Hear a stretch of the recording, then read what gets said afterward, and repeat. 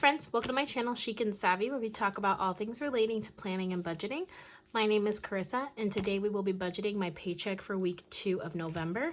So let's go ahead and get into it. I feel like I just filmed this for last week, which is probably because I filmed it late, so it does feel like this is back to back, but here we are. But you have my natural light today. I'm trying to get better, guys. My filming schedule, I've honestly just been kind of lazy and there's been so many things going on, but I really need to get back into a structure of filming when I need to film. And my schedule, for my work schedule, I work Monday to Thursday and I have Fridays off, and I'm supposed to dedicate that time. But as you guys know, you lay on the couch, you start getting into convos, and it makes it harder because I live at home. So like my parents are home, and then you start talking to them, and then one thing leads to another, and blah, blah, blah, blah. You don't want to hear me go on and on. But I really just need to get back into a routine for you guys. So let's go ahead and review my monthly goals first. And this month, me and my husband want to save money for our home purchase, minimize our spending, and prep for the end of the year. So our first goal is to save for the house. So we've been doing really well with this. We've been dedicating a majority of our money that we have left to save with to go towards the house.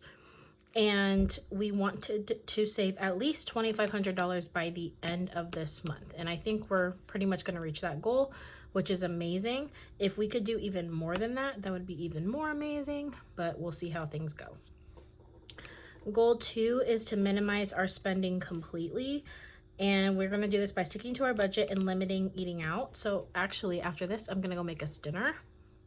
I did already make some cornbread for us earlier, so that's already done. I just need to make the actual meal, but I've had the meat thawing for a few hours. So look at me being a good wife and having dinner ready. I need to be better at that.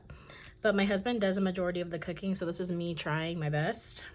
And goal 3 is to finalize our December budget. So we are hoping to purchase the house in the next couple weeks. I haven't shared that much with you guys, but that is, I think, our goal. And we don't have all of the numbers to where we can create a December budget. We've kind of made like a shell of a template of what we think numbers are going to be, but we really just want to know those numbers so we can finalize and we can prep for the end of the year, because I'm going to have to shortly start working on things for next year as far as content wise, as far as getting my planners ready and deciding what planners I'm going to use and how I'm going to set them up and how the budget is going to look for next year. So we have a lot of conversations we need to work through for that, and also what we're doing for Christmas. I'm pretty sure that we are not going to be buying any gifts this year because the home is the biggest purchase probably we're ever going to make in our entire lives, and we just want 100% of those funds to kind of go towards the house. We do have a lot of nieces and nephews that we like to buy gifts for, but we just think that this year we're going to have to skip it, but we're not entirely sure yet. So those are the goals for November. So let's go ahead and move to our bill calendar. I love looking at this. I love the bill calendar. I think I've told you guys before, this is like my favorite part of the whole process, just because it's cute, it's pleasing to look at, it's colorful. I like to keep things neutral, but I like to have at least something that gives it a little bit of pop and like a theme. And that's honestly my favorite part. So let's go ahead and get our sheet. Now, as you guys know, we are not cash stuffing our paychecks this month because all of our savings are going towards the house. So we haven't been filling out our cash envelope breakdown sheets. So I'm going to grab our paycheck planner sheet.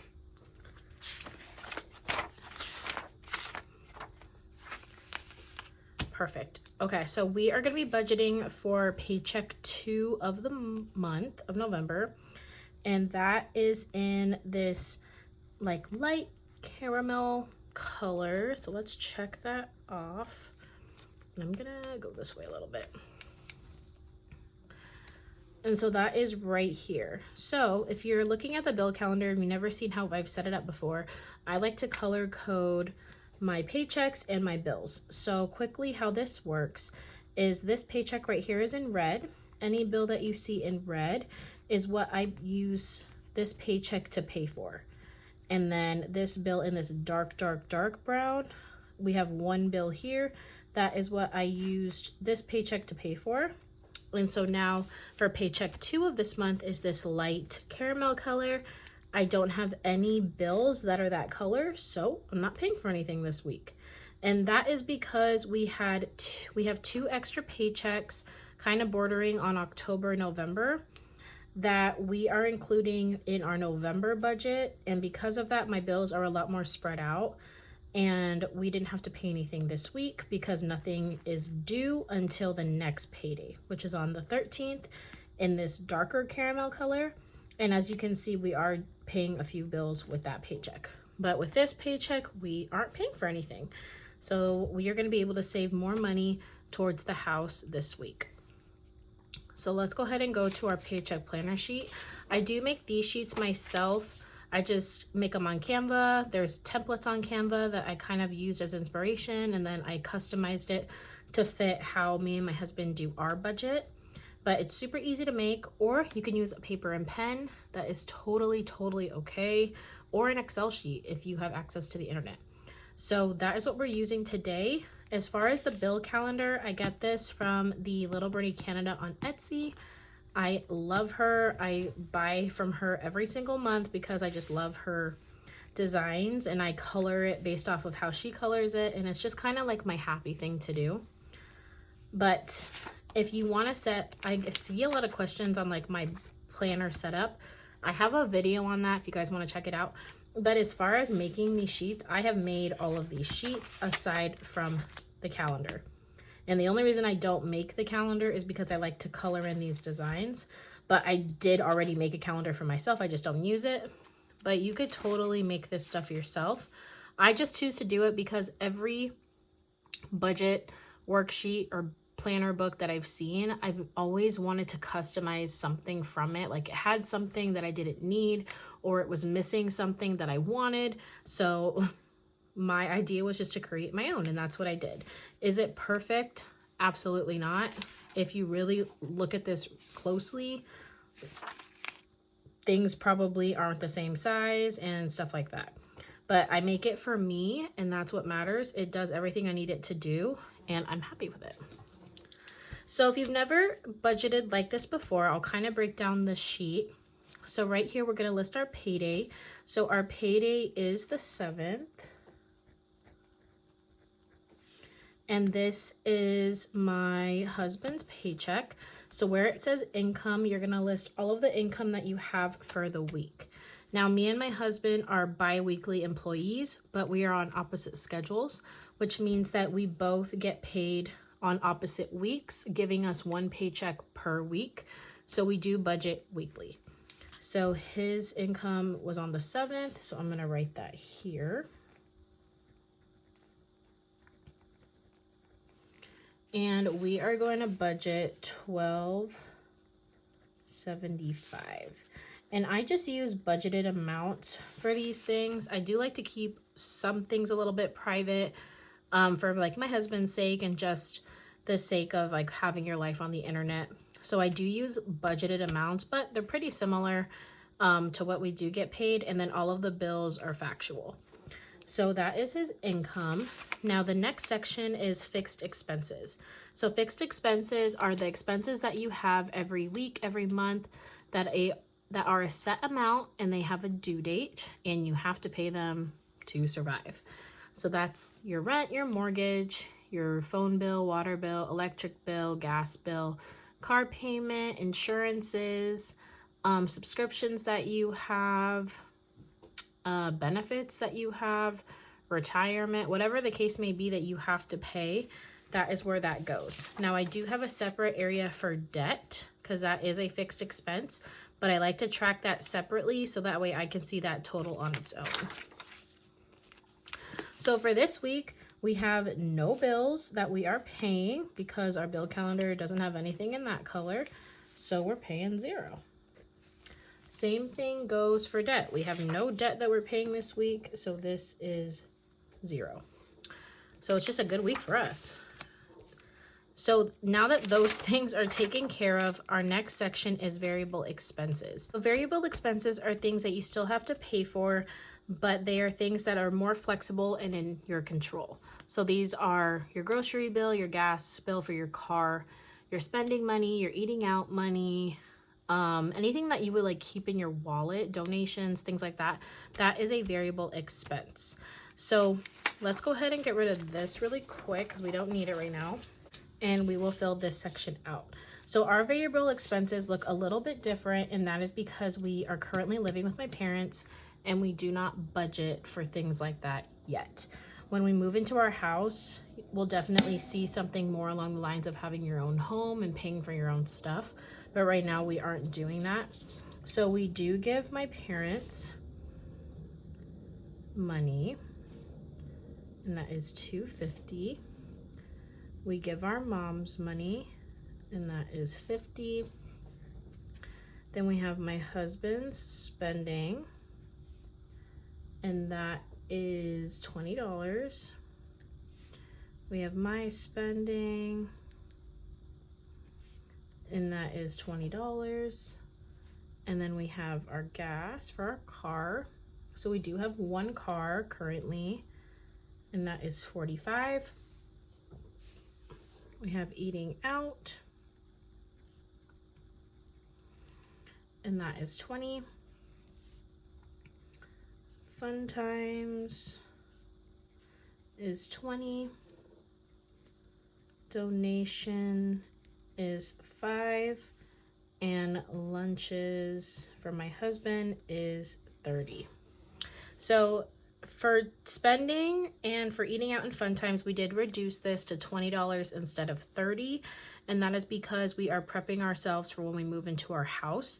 Our expenses are going to have to change because we're definitely going to be paying a huge mortgage that we haven't been paying before. And our budget just has to change for how our life is going to be with having a mortgage. So we're just kind of prepping ourselves, and lowering these amounts now will kind of get us used to doing that. But let me get my calculator so we can add this up.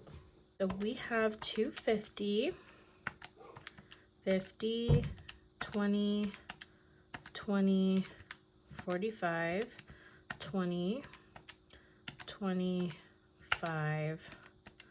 $30. So that is $460. Perfect. So that is how much we have to budget for our variable expenses. So now we can determine how much we are going to have left over to save with. So we're going to take our income. Oh my gosh, guys, I totally forgot something. So one of my siblings is now on our phone plan, and he gives us his phone plan, like what he needs to pay for it at the beginning of the month, and I'm supposed to add that in here. So I'm gonna write phone, and that is $50. So let me get this.